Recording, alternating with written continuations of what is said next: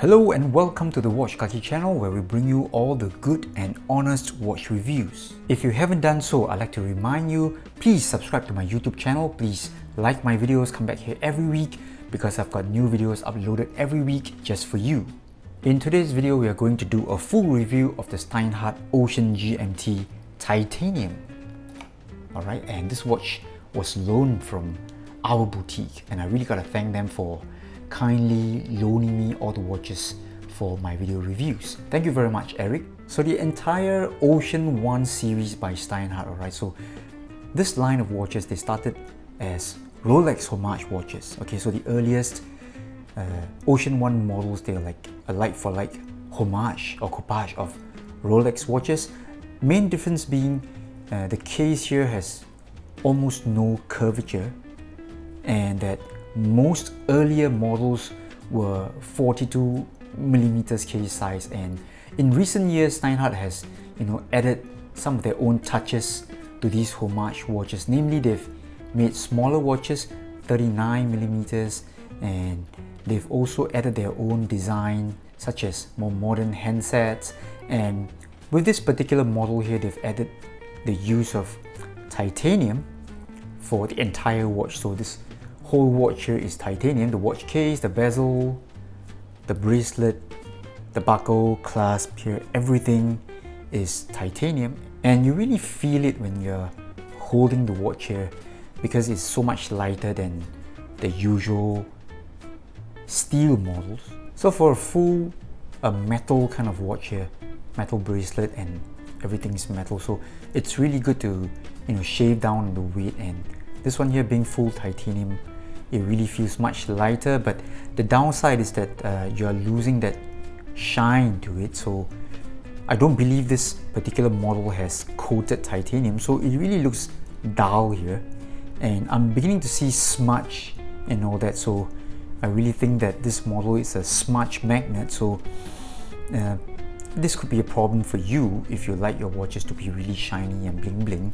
For me, I think it's fine. I normally prefer brush finishing, but I'm really not a big fan of this smudge here going on with the titanium surface. So I've zoomed in the lens a little bit as I start to talk to you about the specifications of the watch. As the name implies, this one here does have a full titanium build, and it's got a 42mm case size. Bezel diameter is 42.5mm, so you can see that it sort of juts out a bit from the case side. It's got a total thickness of 15.5mm. That's measuring from the base of the display back here is sapphire crystal, and to the top of the dome sapphire crystal. So this one here has got a really nice box dome crystal. Not too sure if you call this one top hat, but I would describe this one as a box dome. Looks really good.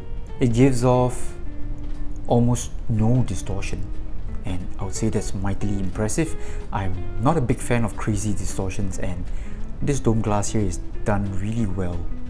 Lug width on the Ocean Titanium is 22mm. Lug to lug measurement here is 51mm, so buyers with smaller wrists, you really have to take note of the incredibly long lug to lug. And I really got to warn you beforehand, there is almost no curvature here to the mid case. Some other dimensions not listed on Steinhart's website. This one here has a crystal size of about 31mm, and the crown here is pretty nice.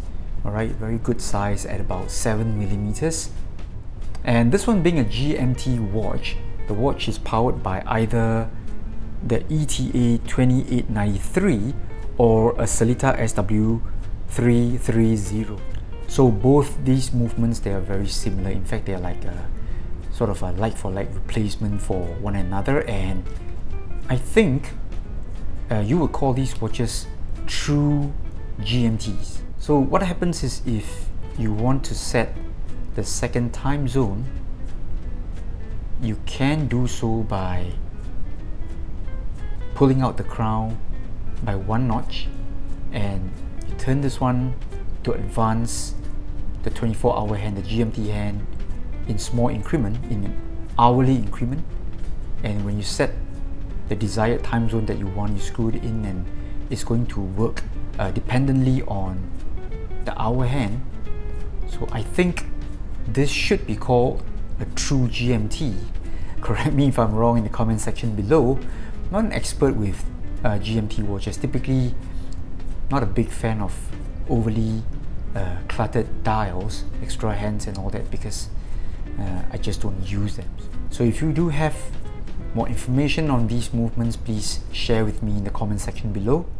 And earlier on I shared with you on the weight savings provided by this titanium watch here. So on the weighing scale it comes in at 141 grams, and that is, we're talking about the full bracelet links here.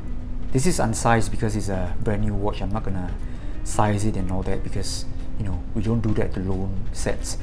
And at 141 grams, I think if you compare it to typical stainless steel dive watches, full bracelet, for Seiko watches, I think the big ones, Samurais, Turtles, they come in at just under 200 grams, I think 190 full bracelet links. And finally, this watch here is priced at Singapore dollars 1088. Alright, so it's $1,088 from our boutique. I'm pretty sure if you go to our boutique, you speak really nicely, act friendly, smile, shake hands, have a nice chat with Eric Lee, who owns our boutique. Alright, I'm pretty sure he'll give you a brother price.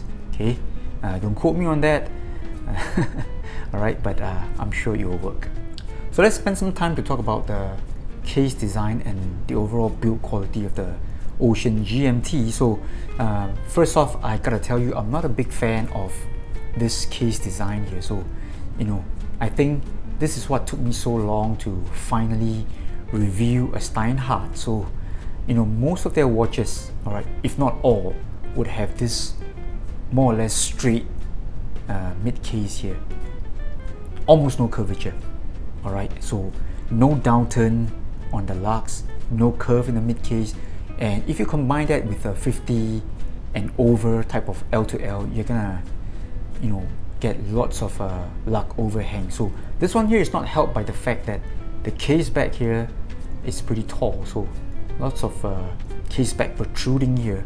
So it's a GMT movement and all that, we get it, dome crystal, so with all the protrusion here and all that. So let me just squeeze in a really quick and fake wrist shot. Alright, so just take a look here at the lug gap. So the watch is really sitting so high up my wrist due to the case back, as well as the lack of curve and overly long L to L. So it really looks like you're wearing like a, I don't know, a pan pie kind of a feel to it. So totally not a big fan. So on the other hand, this dome crystal here is getting my attention. Alright, so I know in my previous videos I've been complaining so much about dome crystals, but I think this one here is the perfect example of a dome crystal done correctly. Okay, so I think this is a double dome crystal, alright, because it gives off almost no distortion. And the overall case quality and finish, I would say, is very good. No hot spots, no rough edge and all that. So I would say no issues at all. For those of you who are unsure of Steinhart's quality, I think I finally get to, have a feel of it myself, and I really feel that case build is really good here.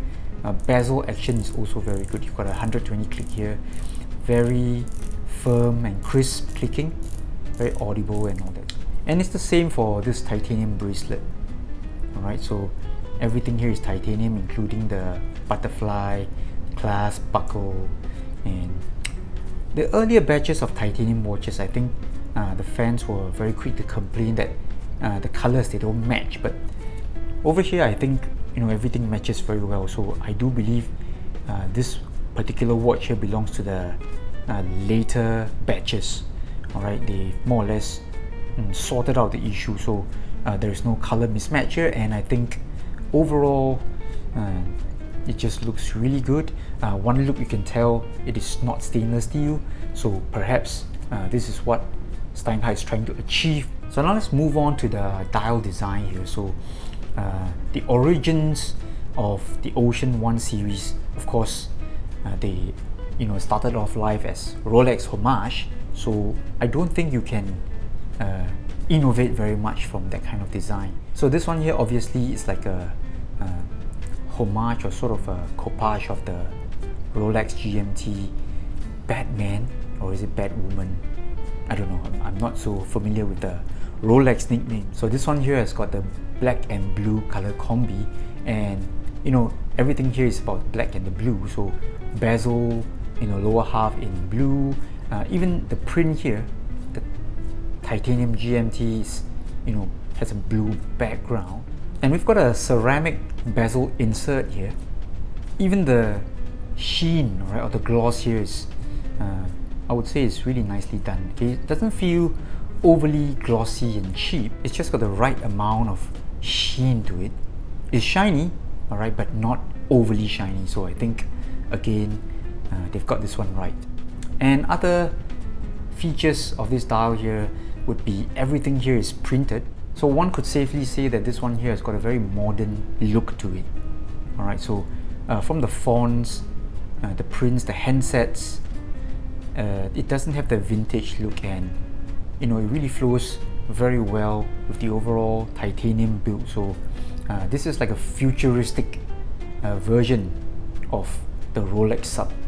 Okay, so of course it comes at a fraction of the R brand. So I've just charged up the lume with my UV torch. You can actually see the lume is like sort of glowing a little bit. I'm going to switch off the lights now. Let's check out the lume. And wow, okay, so I'm actually very impressed by the quality of lume here on this Steinhart. It's glowing really brightly, and I would rate this on par with Seiko, right? So not too sure about longevity, but in terms of brightness here, I think this one here really you know, is right up there, because everything is done nicely, uniformly. I'm especially loving this lume bezel insert here. Alright, so for some reasons I'm liking this triangle here. Alright, it's not your usual traditional lume pip. Alright, so this inverted triangle, for me, it looks really good. Here's another look at the watch on my wrist. As mentioned before, I think this watch here sits a little bit too tall. I think it is definitely due to the caseback, which protrudes out quite a bit, and it is not helped by the fact that the mid case here has no curve. It is almost straight, and it really needs a sort of a curvature or some sort of a downturn at the lugs area. So I think that's a pity really. But if you look at the watch face on this way, I think it's a really nice size at 42mm. And now let's do some quick size comparisons between the Steinhart and some other divers. So first up, we're gonna put it right next to the Tudor Black Bay. So as you can see, 42mm, of course, it's really gonna look larger than a 39, and in terms of lug to lug, you can really see the difference. Okay, so we're talking about a 51 versus a 47, or is it a 46 here? And let's also compare the Steinhart next to a Seiko Samurai. So both watches on bracelets, and in terms of case size, they're slightly different. This one here is 42mm, the Steinhart, and the Seiko is slightly bigger at 44mm. But in terms of lug to lug, you're looking at a much longer lug to lug, 51 here on the Steinhart. So really bear in mind the really long lug to lug when you're considering the Steinhart here. So all in all, I would say the Steinhart Ocean GMT Titanium here is a very well built watch for the money. So at around 1,000 Singapore dollars, you're getting full titanium build, Swiss made watch. Really good movement, nice movement here, nice decoration, really nice build quality with a nice dome crystal and all that. So micro brands these days, they are actually charging about the same amount of money, or even more, alright, if they're talking about Swiss movement and all that. So I would say in terms of value for money, this one here definitely is worth considering, alright. But in terms of wearability and the overall design and looks of the case here, I think you might want to think about it, because I think they really need to improve on this case design here. Okay, so why would you have a case that's so straight, and then with the case back popping out so much with no downturn on the lugs here? So all you need to do is have a bit of downturn on the lugs here, and I'm pretty sure that would improve the overall looks and wearability of this watch. So there you have it. That was my full review of the Steinhart Ocean GMT Titanium. So I think it's a really good value for money Swiss made watch here. More modern make, modern material, modern design. So if you're looking for this watch here, this Batman look, and you don't want to spend too much money, I think this could be the watch for you. Alright, so if you like this watch, if you like this video, if you like George and Pixie, who's appearing more and more these days, please come back here every week, like my videos, subscribe to my channel. I'll see you next week. Bye bye.